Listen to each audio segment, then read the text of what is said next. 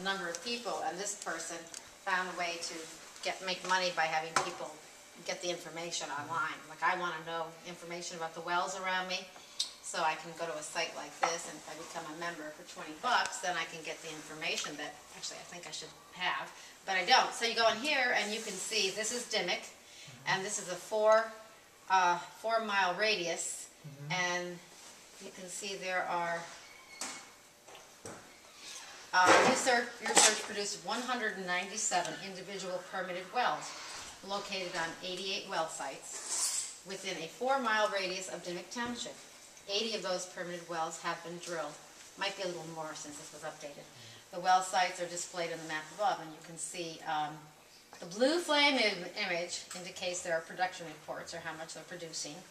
This means there were violations, okay, which there are a lot of. And then you can go down to the list and scroll through and see all the wells that are there. And I can look up the ones that are closest to me. I have a well 710 feet from me, and a well 1,400 feet from me, and a well 1,360 feet from me. Who launched this website? Marcellus, I just found it today. Oh, yeah. Oh. You know, and is it some kind of on-source guest? Or? Yeah, so you can go there. You can go in as a guest, and they'll give you a couple views free, and then you have to sign up if you want the reports, and then you can get copies of the plat maps that were. The interesting thing about the closest well to us, 710 feet, we were supposed to be on the part of the permit process, because we have a water well 710 feet. No one ever bothered to include us. We were supposed to get a notification, certified letter from DEP and the gas company. And that was my first clue that things weren't going to be done properly.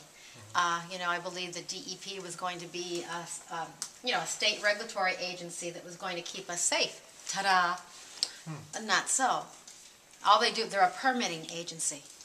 They're not a prevent pollution agency, which is a misnomer. Everyone thinks that DEP, Department of Environmental Protection, is here to keep us safe, but I call them the Department of Energy Promotion. Because that's really what they do. They find a way to collude.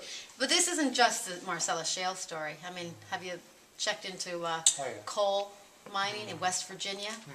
The DEP down there, the mountaintop removal. I mean, I feel bad about what's happening here. But I just finished reading a book about that, and they cut the whole top of the mountain off, and they dump it into the creek valleys and bury the streams. And they do that with permission from DEP. So once you make that discovery that there is no one to keep you safe but yourself, and that's what we do. That's what Craig and the group that I'm part of, we try to get out there and tell people what's going on, because no one else is telling them the truth. And you'll get the rosy scenario from the governor of Pennsylvania and the Marcellus Coalition. They'll tell you everything is just wonderful. It's a new Saudi Arabia. But that's really not how it's playing out. Oh, okay. Okay. And yourself, your drinking water contaminated? We don't drink our water. Here's our water supply. Do you, okay. And okay. Here's our water supply. So who brought the gas company? Oh, wherever very nice, very nice. They take us and they give us. This is the substitute for the water that we had, and this is an arrangement with the state also. Could you take that box a little bit drink here? This is our drinking water. We use those bottles, and cooking. We use the bigger bottles for cooking and rinsing. Anything that would be ingested. And then we buy ice and put it in our ice maker so we can pretend that we have a sophisticated ice maker. You find it's amazing how humans adapt. I mean, I understand this is probably not worst case scenario for things that are going on in the world, but it's my scenario, and it's a scenario brought on by the gas and oil industry for them to make profit on our misery. And that's what's happening. And it's happening everywhere they go. But they'll tell you a different story. Do you still keep the well water? Like yes, we do have well water. We did not. Do you can you put the fire on it? I don't have any fire. It's not that exciting down here. The highest our methane levels were at 12%. And that's when DEP told us to put a vent on our well outside. And then it receded. So our methane is running around between 3 and 4% now, which is not explosive. We never could light ours on fire, though we definitely did see a bubbling. We could see when the methane levels increased, you could see, it looked like Alka-Seltzer. That's what DEP told me. It looked like 2 tablets of, these are my photos. I've been taking pictures for 3.5 years, and they're not pretty. But I wanted to document what was happening, because pictures tell 1,000 words. But this is what our water looked like when it was at about 12%. And then, of course, what that led to was very high levels of iron and manganese. Iron and manganese are naturally occurring in Pennsylvania water, but not at the levels we were seeing.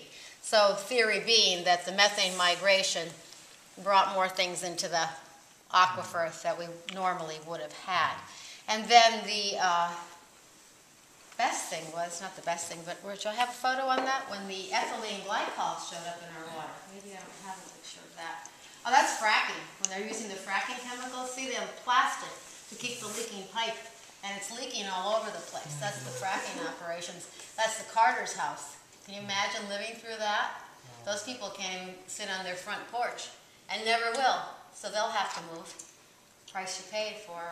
But we had ethylene glycol. I don't know where my photo is of that, but it was had a very strong odor and like a heavy weight to it. And we had that tested by an independent water tester, and it came out very high ethylene glycol, which is antifreeze.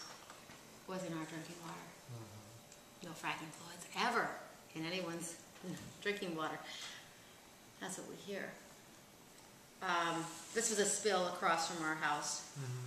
Oh, you're in front of your house. Yeah, right over here. All right. You know, now they're talking about how safe they make the well pads. They'll tell you everything is done to the highest standard now. But they started drilling out here in 07, 08. What were they doing then if everything's good now? Well, we're the victims of that. We're the before. This is the before people. Now everything is, oh, we're doing it great. Our wastewater is 100% recycled. We saw them dump it on the road in 08, 09. I have 6 witnesses to that. Just local people following a truck with the back hose wide open, all over the road. Gray, foamy stuff. Remember, they use it for dust control. Oh, yeah, dust control. And they're going to use it to de-ice the roads. If people let them, they're going to use that brine, that very salty, nasty stuff to de-ice the roads. So pick your poison. These are the chemicals they bring in. Just household chemicals, what you find under your kitchen sink.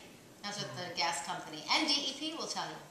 So everything is, we're just extremists, I guess. Who took those pictures? Me.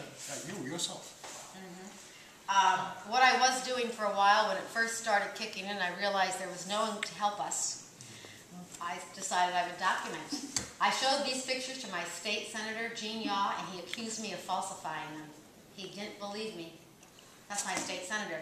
So, no help from the DEP. Our elected officials are very cozy with the industry. So it's really a grassroots. It's up to the individual citizens. We're accidental activists, you know. We didn't start down this road willingly, but it's amazing what you'll do to protect your home.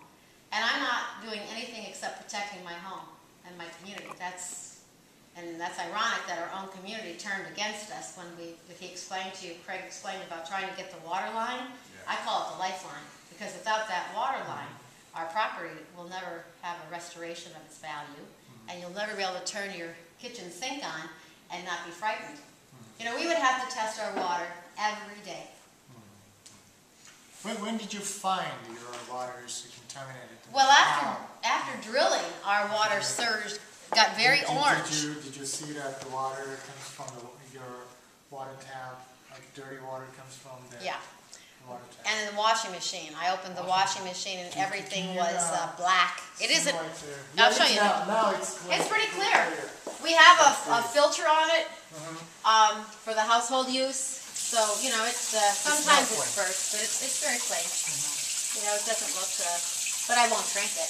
You don't drink it. I will never drink that water.